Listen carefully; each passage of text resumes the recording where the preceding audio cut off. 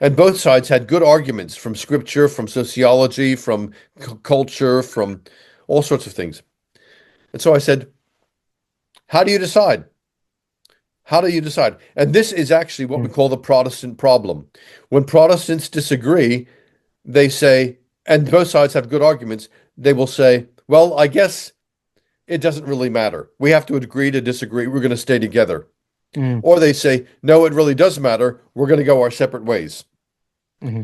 And I therefore said there must be some way that the church has of making these decisions. So that led me back to look at the authority question in the Catholic Mm. Church. In the Catholic Church, we have an authority system, which is not just an infallible pope, but an authority system which is able to speak with an authority that is universal geographically and universal historically. And what I mean by this is the Church of England was deciding this question only based on what's going on in England.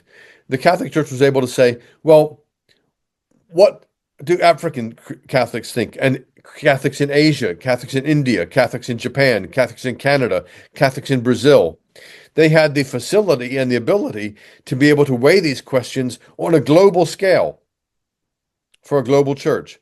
So I say that their authority was global geographically, but it was also global chronologically. So they were able to say, what has the church said about this over the last 2,000 years?